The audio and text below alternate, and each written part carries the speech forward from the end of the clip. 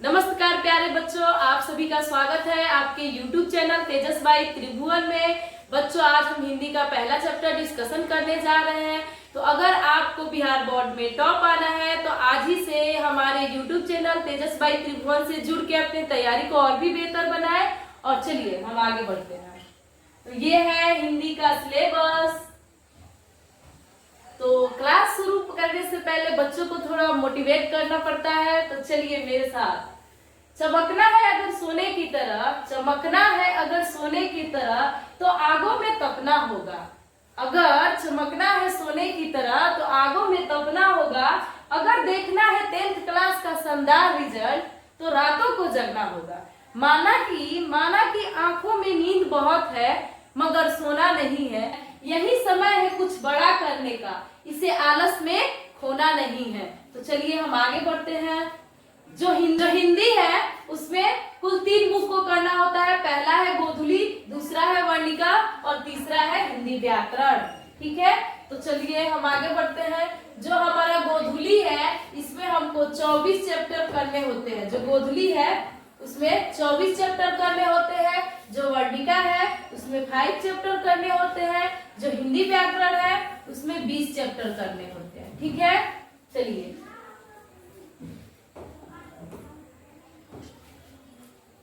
जो गोधुली है उसको 2 भागों में बांटा गया है। पहला है गद्य खंड और दूसरा है काव्य खंड। जो गद्य खंड है उसमें 12 चैप्टर आते हैं और जो काव्य खंड है उसमें भी मेरे 12 चैप्टर आते हैं। जो गद्य खंड है उसका पहला चैप्टर है श्रम विभाजन और जाति प्रथा। श्रम विभाजन और जाति प्रथा। जो दूसरा है विश्व के दाग। देखिए इसमें तो छूट गया है विश्व के दाग।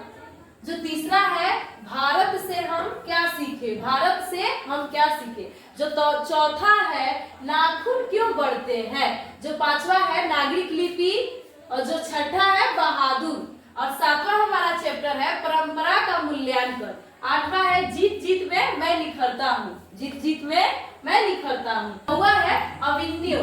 10वां है आपका मछली और 11वां है नौबत खाने में इबादत और जो 12वां चैप्टर है शिक्षा और संस्कृति। तो चलिए हम दूसरे भाग काव्य खंड की तरफ बढ़ते हैं।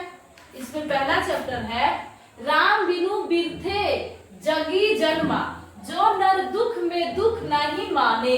और दूसरा है प्रेम यानी श्री राधिका, करली के कुंज ऊपर वारो। तीसरा है अति सुदो स्नेह को मारक है, मो अंशु वाणी ही लव बरसो। चौथा है स्वदेशी। 5वां है भारत माता। जो 6ठा है जनतंत्र का जन है। जो 7वां है हिरोशिमा और जो 8वां है एक वृक्ष की हत्या और 9वां है हमारी नींद। जो 10वां है अक्षर ज्ञान।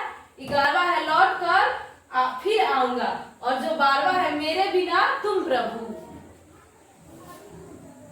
तो चलिए आगे बढ़ते हैं इसी के साथ। जो वर्णिका है उसमें हमारे कुल 5 चैप्टर है।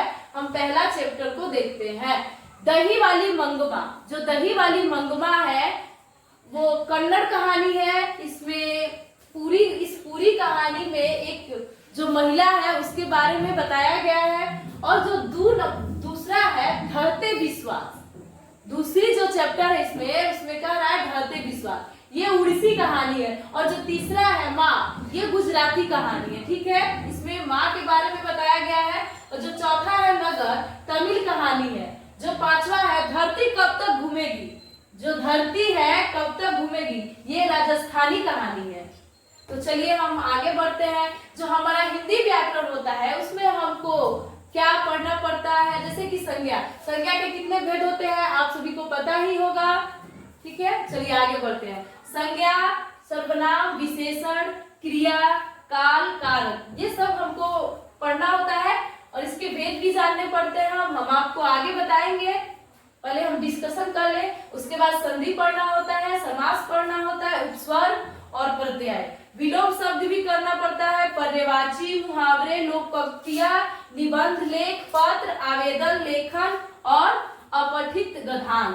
गद्यांश हम उसे कहते हैं जैसे कि कोई कहानी का छोटा सा सारांश ले लिए, उसको पढ़ के उसका क्वेश्चन उसी में छुपा रहता है, हम उसको बनाते हैं। ठीक है, गद्यांश भी यहाँ से हमारा 20 नंबर का आता है, व्याकरण से। और जो निबंध है वो भी हमारा 10 नंबर का आता है। जो लेख पत्र होता है वो हमारा 5 नंबर का आता है। इसलिए हमको हिंदी व्याकरण पढ़ना बहुत जरूरी होता है हिंदी में। तो चलिए हम आगे बढ़ते हैं। तो आज हिंदी का फर्स्ट वीडियो था मेरा, उसमें हम सिलेबस को डिस्कस कर दिए हैं और इसके नेक्स्ट वीडियो में हम आपसे मिलते हैं वर्णिका में। वर्णिका का फर्स्ट चैप्टर है दही वाली मंगमा, जो एक पूरा कहानी एक लेडीज के ऊपर डिपेंड है। हम आपको नेक्स्ट वीडियो में कराएंगे। अगर आप चाहते हैं कि हिंदी में यानी कि हमारी मातृभाषा जो हिंदी में 100 में 100 मार्क्स लाना, तो आज ही हमारे चैनल से जुड़कर लाइक शेयर सब्सक्राइब करें और बने रहे हमारे साथ ऐसे ही वीडियो देखने के लिए। धन्यवाद।